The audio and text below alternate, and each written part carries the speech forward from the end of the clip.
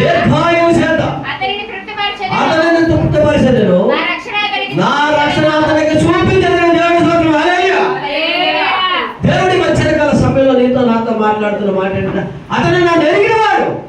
అది స్త్రీ అవ్వాలి, పురుషుడు అవ్వాలి, దేవుడు ఎరిగిన ప్రతి ఒక్క మనిషి అతను ప్రేమించాడు. అతను తెలుసుకున్న ప్రతి ఒక్క వ్యక్తిని కూడా అతను ఏమంటాడంటే, అతను నా నామమును ఎరిగిన వాడు కనుక నేను అతన్ని గణపరచుదును. నువ్వు ఎక్కడైతే అవమానపడబడ్డావో, ఎక్కడైతే ఇబ్బందుల్లో ఉన్నావో, ఎప్పుడైతే ఇరుకులో ఉన్నావో, ఎప్పుడైతే స్వాతంలో ఉన్నావో, ఎప్పుడు ఇరిగి నలిగిపోతున్నావో, అక్కడ ఏమంటాడు దేవుడు, అతను నా నామమును ఎరిగిన వాడు కనుక నేను అతన్ని గణపరచుదును అంటాడు. దేవుడు స్తోత్రం. హల్లెలూయా. దేవునికి మహిమ కలుగును గాక. ఆయన తప్పించే దేవుడు అండి. ఆయన తప్పించే దేవుడు. ఆయన తప్పించే దేవుడు మనల్ని తప్పిస్తాడు అనమాట. నీకు ఏ సమస్య, ఏ ఇరుక, ఏ ఇబ్బంది లేదు, నువ్వు మోకరించి కన్నీళ్ళు కాచి మహోన్నతునికి దేవుడు దగ్గర నీ కన్నీళ్ళు, నీకు ఇచ్చిన కన్నీళ్ళు వ్యర్థం కాకూడదు. నీకు ఇచ్చిన కన్నీళ్ళు మనుషుల దగ్గర కాదు, నీకు ఇచ్చిన కాలం మనుషుల దగ్గర కాదు, నీకు ఇచ్చిన చేతులు మనుషుల దగ్గర కనపడుతుంది కాదు, మహోన్నతునికి దేవుడి దగ్గర కనపరచాలి. దేవుడు నీ అవయవాలు ఎక్కడ కనపరచాలా? నీ దేవుడి దగ్గర కనపరచాలి. నీ దేవుడు ఆలయమైనది. ఆ ఆలయమైన ముందర వంగాల మహోన్నతునికి దేవుడి దగ్గర ఆ మాకరించి కన్నీనే కలిసి ఆయన దగ్గర సమస్యలు చెప్పినప్పుడు వెంటనే వెళ్ళిపోతుందండి. దేవుడి స్తోత్రం. హల్లెలూయా. వెంటనే స్వస్థత అవుతుంది. అదే సమస్య ఉంది. ఆయనకి అసాధ్యమైనది ఏదైనా ఉందా? ఉన్నది లేనట్లుగా లేనది ఉన్నట్లుగా చేయగల సమర్థుడు దేవుడు. ఆయన ఏదైనా చేయగలరు. నీ కాలికి వందంటే డాక్టర్ అవ్వగలరు. కాలికి చేసింది ఎవరు? దేవుడి స్తోత్రం. హల్లెలూయా. దాన్ని నిజంగా చేసింది ఎవరు? దాన్ని సృష్టించిన సృష్టికర్తకి తెలుసు. ఆయన మందు మాట అవసరంలే. నీ మనసులో ఆడుకుంటే చాలా వస్తాయి. దేవుడి స్తోత్రం. హల్లెలూయా. నీ మనసులో ఆడుకుంటే ఏమంటే స్వస్థత కలుగుతుంది. అంతే. దేవుడి స్తోత్రం. హల్లెలూయా. స్వస్థత కలుగుతుంది. ఎంచుకాలి కాదు. ఒక మాట అంటే ఎన్ని లక్షల మంది తయారైపోయారు? 2 లక్షల మంది తయారైపోయారు జనాలు. మాటికి దేంట్లో ఉంది స్వస్థత? అక్కడ ఏమున్నాయి? ఎంచుకాలి గ్రంథాలు ఎముకలు ఏమి లేవు. అక్కడ తోలు కానీ, గుండె కానీ, కిడ్నీ కానీ ఉన్నాయా? ఎంచుకాలి గారు ప్రార్థన చేసి ఏ మాట? ఒక వాక్, దేవుడు వాక్ కలిగింది. 2 లక్షల మంది లేచిపోయారు అన్నమాట. దేవుడి స్తోత్రం. వాళ్ళు ఎప్పుడు చచ్చిపోయారు? దేవుడి స్తోత్రం. హల్లెలూయా. ఎప్పుడు చనిపోయారు?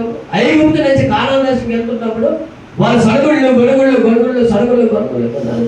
దేవుడి మీద విసుక్కొని, దేవుడి మీద చదువుతూ, దేవుడి మీద వ్యతిరేకంగా మాట్లాడుతూ, దేవుడి మీద అసలు దేవుడు అంటే తెలియదు అన్నట్లుగా, ఎరిగి ఉండి కూడా మేము ఎరగలేదు అన్నట్లుగా దేవుడి స్తోత్రాలు చెప్తాం. హల్లెలూయా. ఎరిగి ఉండి కూడా మేము ఎరగలేదు అన్నట్లుగా నటిస్తూ వాళ్ళు సడుగుళ్ళు చేస్తూ రాలిపోయారు అన్నమాట. దేవుడి స్తోత్రం. ఆ రాలిపోయిన మహోన్నతులకు దేవుడు ఎసుకెళ్తాను ఏమన్నాడు? లేకపోయాడు. దేవుడి స్తోత్రం. హల్లెలూయా. స్తోత్రాలు చెప్తాం. మాట అంటే లేచిపోయారు. ఆయన నాకు ఇచ్చిన ఆజ్ఞ ప్రకారము, దేవుడు ఎజ్జికేలు గారికి ఇచ్చిన ఆజ్ఞ ప్రకారముగా ప్రవచించుచుండగా గడగడమను ఒక ధ్వని పుట్టెను. ఒక ధ్వని పుట్టిందంట. దేవుడి స్తోత్రం. అప్పుడు ఎముకలు ఒకదానికొకటి అతుక్కొని కలుసుకున్నాయి. నేను చూచుచుండగా నరములను మాంసమును ఎవరు సొంతడికి భక్తుడి సొంతడుగా నరములను మాంసమును వాటి మీదకి వచ్చి వాటిపైన చర్మము కప్పి అయితే వాటిలో జీవాత్మ ఎంత మాత్రమో అప్పుడు ఆయన నరపుత్రుడా వచ్చినట్లు ప్రవచించు. ప్రభువుకి యెహోవా సెలవిచ్చుచున్న దేవుడే సెలవిచ్చుచుండగా జీవాత్మ నలుదిక్కుల నుండి వచ్చి వీరిని బ్రతికినట్లు వాటి మీద ఊపిరి ఊదిన. ఈ మధ్యకాల సమయంలో దేవుడు నాతో మాట్లాడుతున్న మాట ఏంటంటే, నరుడు దేవుడు సృష్టికర్త, దేవుడు ఆది కాలంలో మనిషిని చేసి మనిషిలో మానవుడిలో మట్టిని చేసి మట్టిని మానవుడిగా చేసి ఆయన ఊపిరి, ఆ ఊపిరి అనేది జీవాత్మ అయ్యింది. ఆ ఊపిరితో ఇక్కడ మనుషులు తయారయ్యారు.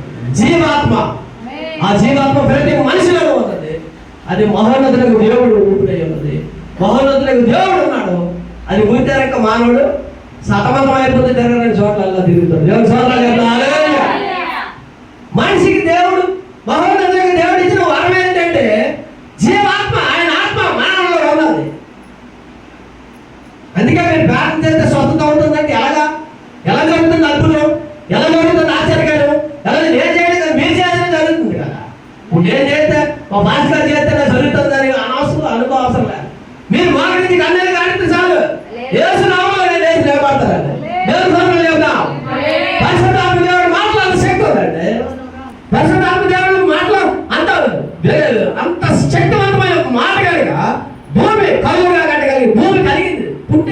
ఆయన వాక్కి ఎంత శక్తి ఉంటుంది. ఆ వాక్కి నేల పెట్టాడు. జీవాత్మ అన్నమాట. ఆ జీవాత్మ మనుషులో ఉన్నది. మానవుడు ఆకరించి కన్యలుగా దేవుడు నోటితో ఒప్పుకొని నిజమైన దేవుడు ఎప్పుడైతే ఒప్పుకుంటావు నీ లోపల ఉన్న రుగ్మతలన్నీ యేసునామములో ఉంటాయి. దేవుని స్తోత్రాలు చెప్పాలి. అది స్వస్థత కలుగుతుంది. ప్రతి ఒక్క మనిషి కూడా బలహీనతలనే వస్తాయి, కానీ బలహీనతలు వచ్చినప్పుడు వాడు బాధపడతాడు. దేవుని స్తోత్రం. బలంగా పుంజుకుంటాడు. దేవుని స్తోత్రం. బలహీనత వచ్చినప్పుడు మనిషి బలమైపోయి బలంగా పొందుకుంటాడు. అది ఎప్పుడు అది బంగారం చూడండి. అవన్నీ మీకు టైం లేదు. మనిషి ఒక అమ్మగారు చెప్పారు, సరే పుండు వచ్చింది బాగుపడింది, ఇక మళ్ళీ రాదు. దేవుని స్తోత్రం చెప్తాను. ఇంకెన్నో రాదు. అక్కడ పుండు వచ్చిందంటే నాకు ఏదో బలహీనత ఉంది. బలహీనత అనేది తగ్గింది కనుక స్వస్థపరిచిన దేవుడు కాదు. అందుకే శిష్యులందరూ ప్రార్థన చేస్తుంటే దేవుని స్తోత్రం. హల్లెలూయా. ప్రభువైన యేసుక్రీస్తు వెళ్తున్న సందర్భంలో ఒక చిన్న పాప మరణిస్తుంది అనుకుంటున్నాను. దేవుని స్తోత్రం. పాప మరణించింది అనుకుంటాను. ప్రభు ఏమన్నాడు? అది తీసుకొని వస్తున్నాడు. ప్రభు ఏమన్నాడు? ఆమె నిద్రపోతుంది. దేవుని స్తోత్రం. అది మనిషికి ఏమైపోయింది? మనిషికి ఏమైపోయింది? ఎన్ని ఆడుతున్నారండి. దేవుని స్తోత్రం. మరి వేడగల్లో ప్రార్థన చేస్తుండగా ఆ బాలుని కింద పడిపోయి ఏమయ్యాడు? పౌలు గారు బరెతిగా ఉన్నాడు. బరెతికిచ్చాడు. ఆయన మహోన్నతుడు దేవుడు ప్రతి మనిషిలో ఆ శక్తిని పెట్టాడు. ఆ శక్తిని గుర్తెరగలేక వ్యక్తులు తీరుతారు. దేవుని స్తోత్రం. మహోన్నతుడు దేవుడి శక్తి, పరిశుద్ధాత్మ దేవుడి శక్తి, సృష్టికర్త దేవుడి శక్తి మంత్రి కనుక భూమాకాశం సూర్యుడు నక్షత్రాలు కాయ చేసి మానవుడు దేహం ఉండడానికి ఇష్టపెడితే మనం అందరూ పెట్టి దేవుడు లోపల వైపు తిరుగుతాం. దేవుని స్తోత్రం. హల్లెలూయా.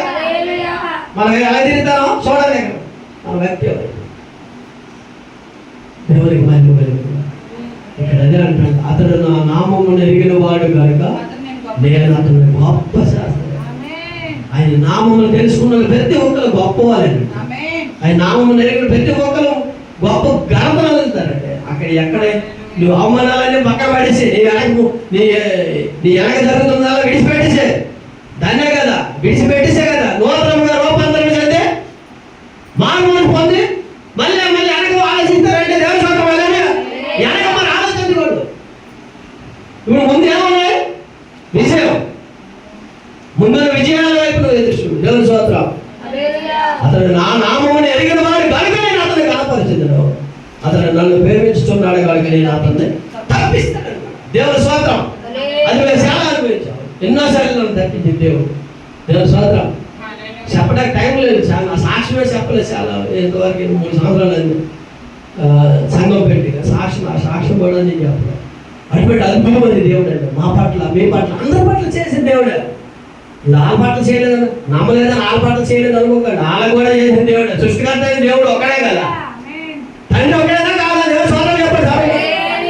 అందరికీ చూస్తున్న దేవుడు ఆయన. నమ్మిన నమ్మకమైన దేవుడు మాత్రం చూస్తాడు. ఆయన సమస్తమైన సృష్టించిన సృష్టికర్త జగత్ కులాలు వేరే మనక మనకు మానవుడు సృష్టి చేయగల. సృష్టిలో మనుషులు ఉంటారు, మనుషులకు కావాల్సిన అవసరాలు అన్నీ తీరుతాయి. ఆయన చేసేది ఇక్కడ అంత సమృద్ధిగా చూస్తాడు, కాస్తాడు, అన్నీ చేస్తాడు. కానీ ఇక్కడి నుంచి అక్కడికి వెళ్ళడానికి మాత్రం మార్గం ఆయన అక్కడ ఉండాలన్నాడు. అక్కడ మనం ఉండాలని ప్రతి ఒక్క మనిషి అది తెలుసుకోమని ఇక్కడ చెప్తాను. అది తెలుసుకోవాలి. ధనుడు ప్రాణము దేవుడు పెట్టిన దీపం. ఆ దీపం దేవుడి దగ్గరికి వెళ్ళాలని మనం అందరూ చెప్తున్నాం. నమ్మని వాళ్ళకి వెళ్ళబోతుంది, నమ్మిన వాళ్ళకి వెళ్ళబోతుంది, ఏమని అవసరం లేదు. వాళ్ళు 1000 కోట్లు 1,00,000 కోట్లు చుట్టాలు బంధువులు పొలాలు మతాలతో ఇండియన్తో ఉన్నా సరే మహోన్నతుడు దేవుడు సృష్టికర్త దేవుడు ఒకటే. అన్నింటికి భూమి ఒకటే, అన్నింటికి ఆకాశం ఒకటే. దేశాలు వేరైనా, ప్రపంచాలు వేరైనా, మనుషులు వేరైనా, మతాలు వేరైనా, ఏదేమైనప్పటికీ మహోన్నతుడు దేవుడు సృష్టికర్త దేవుడు ప్రణాళికలో మానవులు అందరూ ఉన్నారు. దేవుడు స్తోత్రం. మనుషులు అందరూ ఉన్నారు కనుక ఆయన ప్రేమస్వరూపుడు దేవుడు. అందుకే ఆయనకి ఒక్కడికి ఆ నామం ఉంది. ప్రేమస్వరూపుడు దేవుడు. ఆ దేవుడు మానవుడు అక్కడ కళ్ళు తెరిచేట అక్కడ ఎప్పుడైతే గుర్తెరిగి ఆయన మార్గాన్ని ఎరిగిన వారు నిరంతరం నిరంతరం ఆకాశంలో జ్యోతిలోనే అతను నా నామము ఎరిగిన వాడు గనుకే నేను అతను కనపరిచింది. అతను నన్ను ప్రేమిస్తున్నాడు కనుక నేను అతన్ని తప్పిస్తాను, అంతే అయిపోయింది. ఎవరు స్తోత్రం. మహోన్నతులకు దేవుడు కాపోడు. మన విశ్వాసం మన గురి దేవుని వైపు ఉండాలి. అప్పుడు నువ్వు దేవుడి కార్యాలు చూస్తావు. దేవుడు స్తోత్రం. హల్లెలూయా. దేవుడు కార్యాలు చూస్తావు. దేవుడు అద్భుతంగా ఆశ్చర్యకరంగా నడిపిస్తాడు. ఇంతవరకు నడిపించిన దేవుడు యొక్క ముందున్న కాలాన్ని ఆయన చేయి పట్టుకొని వెంటబెడతాను నడిపిస్తాడు. దేవుడు విడిచిపెట్టే దేవుడు కాదు. విడిచిపెట్టే దేవుడు అయితే నువ్వు బయట ఉండలేదు. లోపలికి వెళ్ళిపోతాడు. దేవుడి స్తోత్రం. హల్లెలూయా. లోపలికి వచ్చాడంటే నేను పట్టుకున్నాడు దేవుడు. దేవుడి స్తోత్రం. హల్లెలూయా. నిన్ను పట్టుకున్నాడు. కొనకుండా నిద్రపోడు. విడుగుడు ఎడబాడాడు. మన విడుగుడు ఏ స్థితిలో ఉన్నప్పటికీ చుట్టాలు, బంధువులు, స్నేహితులు ఎవరైనా నిన్ను విడిచిపెట్టినా నిన్ను దేవుడు విడిచిపెట్టడు. అలాంటప్పుడు నేను దేవుడు గట్టిగా పట్టుకుంటాడు. దేవుడి స్తోత్రం. నేను అతి గమనించాను. దేవుడి స్తోత్రం. బాధల్లో ఉన్నప్పుడు మానవులు తొట్టలేకపోతారని దేవుడు మా బాధలో ఉన్నప్పుడు ఇంకా గట్టి పట్టుకుంటాడు. దేవుడి స్తోత్రం. హల్లెలూయా. అక్కడ ఏదో నేర్పాలనేసి అక్కడ ఏదో మనం నేర్చుకోవాల్సిందో కలిగే మనకు బాధ వచ్చిందని గుర్తు పెట్టుకోండి ఎప్పుడైనా. అది అయిపోయిన తర్వాత దేవుడు మళ్ళీ మిమ్మల్ని విడిపించా ఆయనే కదా. మనకేం మన దేవుడు మనం చెప్పి ఏడుతూనే ఉంటాం. నాకు తప్పించండి, నాకు అది వచ్చింది, ఇది వచ్చింది. కానీ అన్ని చేసిన సమర్థన ఉంటాడు కదా. నీకు ఏం భయపడలేదు. నేను తోడే ఉన్నది బైబుల్ ప్రతి ఒక రోజు ఉంది. నేను స్వాతం రోజు కోసం మనం భయపడిన అవసరం లేదు. ఆయన తప్పించే దేవుడు. ఆయన మన మనసు ఎరిగిన దేవుడు. మన మనసు ఎరిగిన దేవుడు. మన ఉద్దేశాలు ఎరిగిన దేవుడు. మన ఉద్దేశాలు ఎరిగిన దేవుడు కనుక మన ఆలోచన వేరే, ఆయన ఆలోచన వేరే. ఆయన ఆలోచన మనం ఎప్పుడు ఆయన గురించి మనం ఎప్పుడైనా ఆలోచించామా? దేవుని స్తోత్రం చెప్తాం. మన గురించి ఆయన ఆలోచించారు కానీ ఆయన గురించి ఎప్పుడైనా ఆలోచించారా? మన పని అంతే. దేవుని స్తోత్రం. తెల్లారుతుంది మళ్ళీ ఉడుగులు పరుగులు. దేవుడి సమయం దేవుడికి ఇవ్వండి. ప్రతి ఒక్క రోజు ఉదయాన్నే దేవుడితోటే మీరు మాట్లాడుతున్నారు. 4 గంటలు 3 గంటలు ఉదయాన్నే చేసి కన్నీరు కాసి దేవుడి దగ్గర భోజనం ఆ రోజు ఆయనతో ప్రారంభించండి. ఆ రోజు ఆయనతో ముగించండి. పడుకొని నిద్రతో ముగించండి. మీ బ్రతుకులు ఎలా ఉంటాయి చూడండి. దేవుడి స్తోత్రం.